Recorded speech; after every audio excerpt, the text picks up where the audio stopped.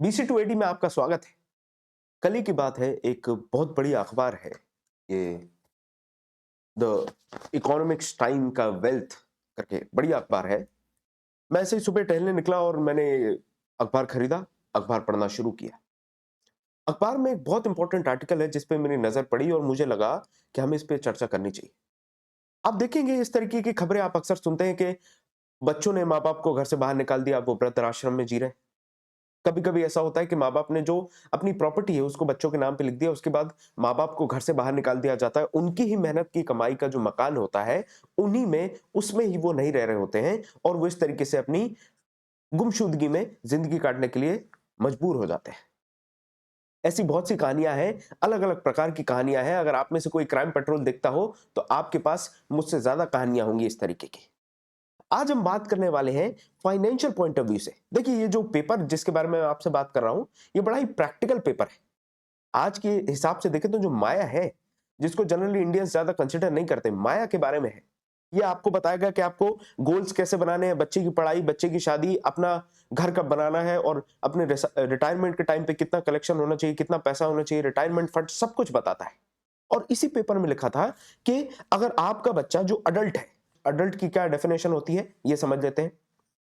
Adult वो आदमी है जो एक लेवल के बाद, अलग-अलग सोसाइटीज में अडल्ट की डेफिनेशन वेरी कर सकती है, लेकिन उसने अपनी ग्रेजुएशन कंप्लीट कर ली हो, बेसिक लेवल ऑफ एजुकेशन, जिसके बाद वो एम्प्लॉयबल हो गया, उसको आप अडल्ट मान सकते हैं। इस पेपर में बहुत इंपॉर्टेंट आर्टिकल था जिसमें बताया कि अगर आपका बच्चा अडल्ट है, उसके बावजूद अगर वो आपके ऊपर डिपेंडेंट है, तो आपको क्या करना चाहिए।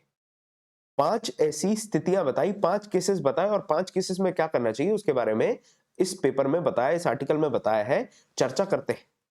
सबसे पहला जो केस था वो ये था कि अगर आपका लड़का या आपका जो बच्चा है वो बहुत ज्यादा लोन लेता है, लड़का या लड़की, यहां पर जेंडर स्पेसिफिक होने की जरूरत नहीं है, तो वो अगर बहुत ज्यादा लोन ले रहा है और लोन पे अपनी जिंदगी काट रहा है, ईएमआई पे, मोटरसाइकिल खरीदी लोन पे, घर खरीदा लोन पे, उसके बाद घर का फर्नीचर जो खरीदा वो भी लोन पे खरीद दिया, कहीं पर घूमने जाना है वो भी लोन पे, अपनी ट्रिप्स कर रहा है, सब कुछ लोन पे, ईएमआई पे चल रहा है।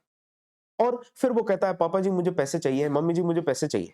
अडल्ट है, अपना खुद का खर्चा उठा सकता है, उसके बावजूद इसकी जो ईएमआई वाली आदत है, अगर आप इसमें इसको सपोर्ट करेंगे तो ये फिर और ईएमआई पे ईएमआई चढ़ाता जाएगा।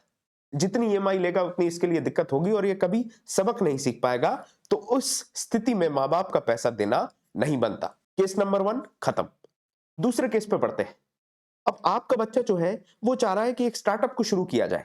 उसके पहले उसने आपसे कभी पैसे ना माँगे हों, बस एक स्टार्टअप जो शुरू करने जा रहा है, उसके लिए वो कह रहा है कि मुझे एक्स अमाउंट ऑफ फंड की ज़रूरत है। अब इस जगह ये समझ में आता है कहाँ इसकी जेन्युइन रिक्वायरमेंट है, स्टार्टअप के बारे में, फ्यूचर के बारे में सोच रहा है और अगर आपके जो रिटायरमेंट के टारगेट्स हैं, वो अगर फुलफिल हो गए। अब देखिए कितनी प्रैक्टिकल बात है कि माँ-बाप ज़रूर हैं, बच्चे के लिए इसका मतलब ये नहीं कि अपनी नाव डुबा दें। आपका जो रिटायरमेंट का जो भी गोल आपने सेट किया कि मेरे पास रिटायरमेंट के समय इतना पैसा होना चाहिए, अगर आपके पास उतना पैसा है तो उसके बाद आप अपने बच्चे को स्टार्टअप के लिए या उसका जो बिजनेस वेंचर है उसके लिए पैसा दे सकते हैं, वरना नहीं। बड़ा स्पष्ट रूप से और बड़ा ही बिना दिल से सोचते हुए इस पेपर में जवाब दिया है। आखिर असल दुनिया दिल से अगर चल रही होती तो जो मैंने आपको पहली खबर दिखाई थी, इस तरीके की चीजें कहां से हो रही फिर। अगर माँ-बाप बच्चों के बारे में इतना सोच रहे हैं तो बच्चों को भी सोचना चाहिए और अगर ऐसा नहीं है तो फिर प्रैक्टिकल ग्राउंड्स पे डिसीजन लेना चाहिए। तीसरे केस की बात करते हैं, यहां पर है कि जो अडल्ट है, अडल्ट चाइल्ड जो है वो गैम्बलिंग कर रहा है। अब नशे पत्तों में लगा है, जुए खेलने में लगा है, सट्टा खेलता है, इस तरीके की जो उसकी हरकतें हैं, उसमें अगर वो पैसा डुबाया जा रहा है और उसके बाद वो आपसे कहता है कि आपको पैसा मुझे देना है या मम्मी या पापा मुझे आपसे पैसा चाहिए।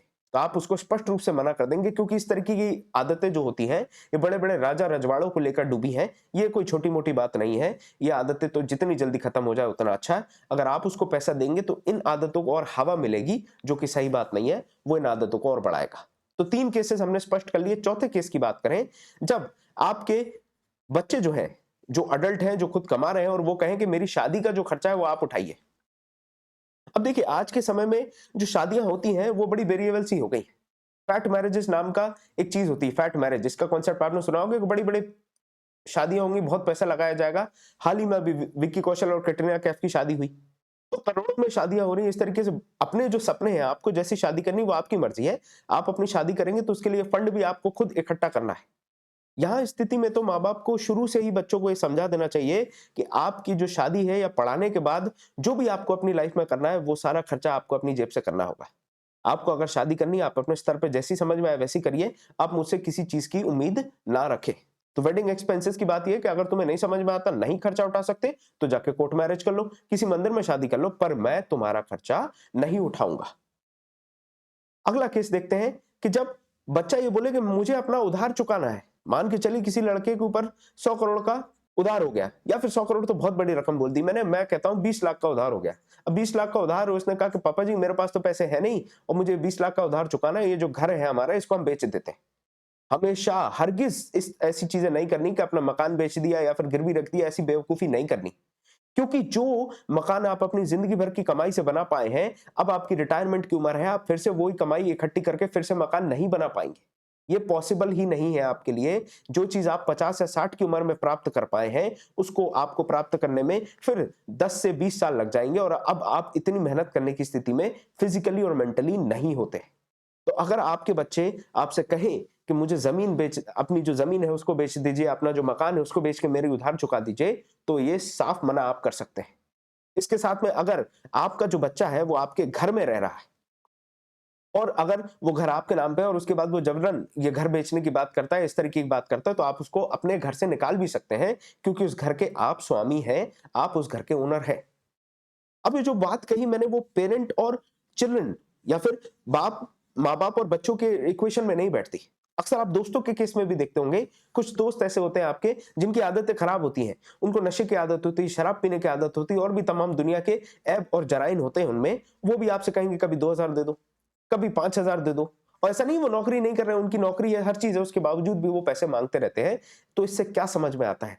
इससे हमें इन 5 में से किसी एक कैटेगरी में वो आपका फ्रेंड फॉल करेगा, और इन 5 कैटेगरीज़ में से आप अपना डिसीजन भी ले सकते हैं, उसको पैसा देना है या नहीं देना है। तो ये दोस्ती में भी उतना ही अप्लाई होता है जितना पेरेंटहुड में होता है। तो इस पर्टिकुलर डिस्कशन से आप अपना डिसीजन ले सकते हैं कि जो माया है, जो पैसा है, उसका आदान-प्रदान करना है या नहीं करना।